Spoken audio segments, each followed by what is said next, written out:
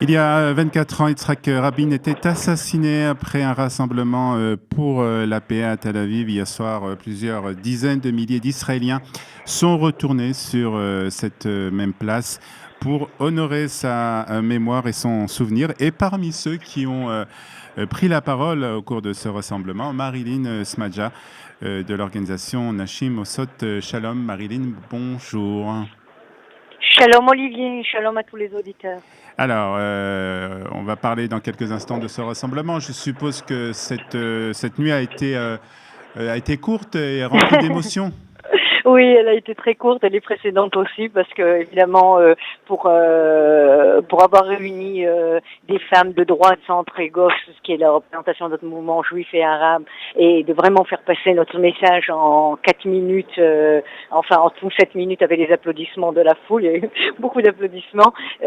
C'était une performance et c'était vraiment une grande émotion. Il y avait des dizaines de milliers de gens. Je connais pas encore les chiffres de la police, et donc je ne veux pas donner. Moi, j'attends toujours les chiffres de la police aussi, et donc je ne veux pas donner de trucs. Mais ce que je peux vous dire, en tout cas, avec certitude, c'est qu'il y avait des centaines de femmes de Women Watch Peace, vraiment de tout Israël, juives et arabes aussi, qui sont venues, et certaines pour la première fois sur Carabine, parce qu'avant elles ne trouvaient pas d'identification, et là elles ont compris que vraiment c'était la place de tout le monde, des femmes de droite, centre, gauche, juives et arabes en même temps. Alors, pour ceux qui n'étaient pas hier soir sur la place Rabin, quelle a été, en gros, les grandes lignes de votre discours et du discours des autres femmes qui ont participé à ce rassemblement? Alors déjà, nous étions 4, et chacune nous avons amené, donc il y avait un fil conducteur, et chacune nous avons amené en fait vraiment avec la plus grande authenticité ce qui nous représente profondément. Par exemple, Manar était une femme qui était une jeune femme qui était en fait une enfant quand il y a eu l'assassinat de Rabin, et elle a dit qu'en tant qu'enfant et après en tant qu'adolescente et tout, déjà en tant qu'enfant, elle avait été profondément choquée par cet assassinat politique, et qu'elle avait ressenti une profonde douleur, et qu'elle s'était dit qu'elle ferait tout en Israël pour éviter qu'il y ait un prochain meurtre politique de quel que soit le Premier ministre ou autre homme politique, quel que soit son bord. Et donc en fait c'était un combat des Juifs et des Arabes en même temps. Cette lutte contre la violence et pour la paix. Liora qui habite donc dans les implantations à Shomron, donc en ce qu'on appelle à Samarie exactement. Elle a dit que en fait ce qu'on sait nous à Women Watch Peace, c'est que la paix n'appartient pas qu'à la gauche et la sécurité n'appartient pas qu'à la droite, que la majorité des Israéliens encore aujourd'hui veulent des accords politiques. Alors évidemment, on ne sait pas exactement quel accord, mais il faut revenir sur la table des négociations pour savoir qu'est-ce qu'il y a à négocier, et que évidemment la sécurité du pays et tout. Donc il y avait ça, c'était le deuxième message. Nourit Krajaj qui a ouvert en fait, qui a devant 2 mots, elle a présenté le mouvement, mais elle a parlé surtout d'elle personnellement. Elle est donc d'origine sfarade, comme on dit chez nous en français, et elle a rappelé que la veille il y avait eu des tirs dans le sud. On voit comme les gens et donc déjà que notre cœur est en premier avec les habitants du sud, et ça vraiment je tiens vraiment à le soutenir, que tout le monde sache. Il y a énormément de femmes qui sont à Women Watch Peace qui sont de Sderot et du sud du pays, de la bordure aussi de Gaza, et nous sommes dans cette réalité quotidienne à Women Watch Peace. C'est pas que voilà. Donc. Et vous, Marilyn, qu'avez-vous dit? Et moi, voilà. Alors mon message était très clair. J'ai pas parlé du tout de moi. Je me suis adressée à toutes les femmes sur la place déjà, dans le public, et elles étaient vraiment très très nombreuses. Et je leur ai dit qu'en fait, on se retrouvait pratiquement partout. On nous voyait pas au gouvernement, on ne voyait pas dans la Knesset, on ne voit pas dans les négociations, on ne voit pas, on ne voit vraiment pas. Et en fait, on sait très très bien que quand les femmes sont partie prenante des décisions politiques et sécuritaires, il y a des chances de trouver des solutions. Et même pour exemple pour la négociation du prochain gouvernement, le fait que dans aucune des deux équipes, je parle des deux côtés, aucune femme, mais vraiment aucune femme, et on s'aperçoit cette guerre d'ego comme ça. Les femmes auraient amené un autre équilibre, une autre chose. C'est pas qu'elles sont meilleures ou moins bonnes, c'est qu'il est important d'entendre les différents avis, les différents points de vue, et donc les femmes doivent être vraiment complètement impliquées là-dedans. Et donc, comme on ne voit pas, alors ce que j'ai fait, c'est que j'ai fait appel à toutes les femmes qui étaient présentes en leur demandant de lever la main très très haut, et j'ai demandé à tous les donc ceux qui filmaient, les photographes, toute la presse, de filmer à ce moment-là les femmes. Et en fait, c'était un moment mais vraiment indescriptible. J'arrive même pas à y mettre des mots, tellement c'était fort. Et j'étais devant et je voyais cette foule, mais vraiment la place était remplie. Hein, alors, je peux vous dire. Voilà, on a vu les photos ce matin dans la presse israélienne. Moi, j'ai pas eu encore le temps. Alors, mais quand même, on est 24 ans après le meurtre de Yitzhak Rabin. Ça fait quand même beaucoup d'années. Comment on arrive quand même à préserver justement, à se souvenir de l'héritage d'Yitzhak Rabin, de la mémoire d'Yitzhak Rabin, sans retomber chaque année dans les mêmes discours, dans les mêmes paroles? On a l'impression que les cérémonies se succèdent et se ressemblent. Je pense pas que c'était le cas hier. Hein. Je pense qu'il y a eu vraiment quelque chose d'un peu différent. Alors évidemment, toutes les années, malheureusement, on a affaire à des histoires qui préparent, qui sait quel truc. Vous le connaissez. Mais je voulais vous dire une chose beaucoup plus large qui va dépasser un petit peu ce que vous avez dit. Justement, les Juifs, nous les Juifs et en Israël, on a ce patrimoine puisqu'on la grande majorité, on est Juifs. C'est un État juif et démocratique. On a justement tout le temps le devoir de mémoire, n'est-ce pas? Et par exemple, vous pourriez poser la même question pour la Shoah. Comment se fait-il que d'année en année, on répète et tout, et pourtant l'importance de la Shoah, le meurtre, l'assassinat de Rabin, qui a été un assassinat politique, qui a été aussi dû au climat de haine et de grande tension qu'il y a eu à l'intérieur du pays, et donc il ne respectait pas donc la démocratie et les règles de non-violence qui doivent s'y mettre, a profondément atteint la société israélienne et à mon avis jusqu'à ce jour. C'est une blessure qui est encore tout le temps prenant. Or, on n'arrive pas encore à travailler à la racine.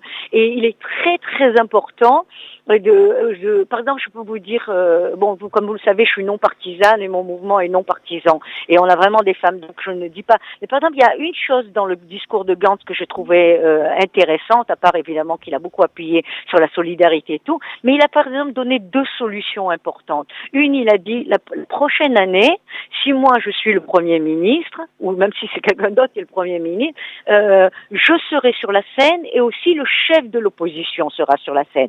C'est déjà une solution, vous comprenez? La deuxième solution qu'il a dit, je vais rendre cette commémoration à l'État, que ce soit l'État qui s'en occupe. C'est pas à chaque fois des organisations, une fois c'est le Parti travailliste, une fois c'est ceci, une fois c'est... Parce qu'il y a de la récupération politique. Et elle est intolérable. Ouais, alors justement, on parle de récupération politique, on est plein dans les négociations pour essayer de former un gouvernement prochainement. C'est Benny Gantz qui mène maintenant ces négociations et c'était hier aussi lui qui a pris la parole au cours de cette cérémonie. Ce n'était pas aucun représentant du Parti travailliste, parti auquel appartenait Yitzhak Rabin. Alors est-ce que ça veut dire que Benny Gantz a été, comme le disent certains commentateurs ce matin de la presse israélienne, a été couronné comme l'héritier de Yitzhak Rabin hier? Écoutez, je crois qu'il s'est couronné lui-même dans son discours. Je pense pas qu'il avait été couronné avant. Ce que je pense, c'est que les organisateurs qui étaient en fait liés à pour une fois, il n'y a pas eu une organisation. Hein. C'était même les fonds ont été des fonds publics, c'est-à-dire vraiment ils ont fait un appel au crowdfunding et d'après ce que j'ai compris pour eux, ils se sont dit l'année dernière, je ne sais pas si vous vous rappelez, Olivier, il y avait eu que des hommes et des femmes politiques. Enfin, une femme politique, c'était Pilivni. Tout le reste, il y avait tous les hommes qui s'étaient exprimés de tout le bord, y compris quelqu'un qui m'est très cher, Tzachi Hanegbi. J'étais vraiment avec eux, hein, donc derrière les coulisses et après.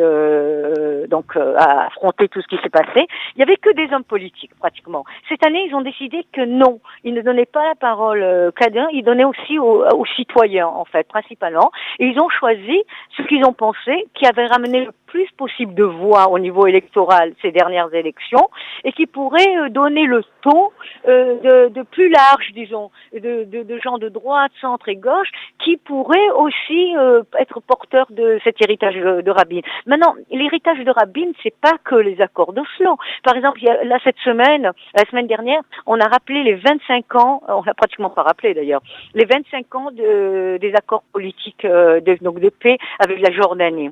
On s'en souvient, il y a la paix avec la Jordanie. Ouais. Et c'est une paix très, très, très importante. Ouais. Et, par exemple, moi, je connais très, très bien les hauts sécuritaires en Israël, qu'ils soient de droite, centre et gauche, et tous me disent que, par exemple, un exemple des accords d'Oslo avec aussi les échecs qui ont été entraînés et tout, par exemple, un exemple, c'est qu'aujourd'hui, s'il y a tellement moins d'attentats, si justement l'autorité palestinienne collabore pour arrêter justement des attentats et tout, c'est grâce à ces accords. Ouais, donc les accords de paix avec la Jordanie qui ont été signés après les accords d'Oslo d'ailleurs, et toujours par Yitzhak Rabin.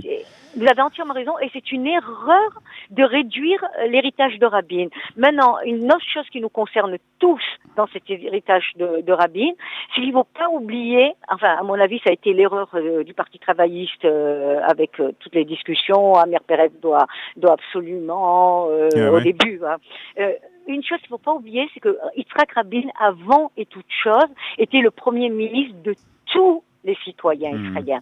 Tous ont perdu le Premier ministre. Et une chose qui m'a révoltée, mais vraiment révoltée, après l'assassinat de Rabin, c'est quand j'ai entendu, trop souvent d'ailleurs, des gens qui votaient à gauche et qui disaient la droite a assassiné Rabin. Donc ils mettaient tout le monde comme ça dans le même sac. Donc quand on dit qu'aujourd'hui la droite délégitimise la gauche, c'est exact, hein, mais la gauche l'a déjà fait aussi, de l'autre côté. Ouais. Et ça, c'est intolérable, inacceptable, parce qu'il faut comprendre que l'État d'Israël survit et vit et ne sera jamais rayé de la carte tant que nous continuerons à avoir déjà une première sécurité qui est basée sur notre solidarité.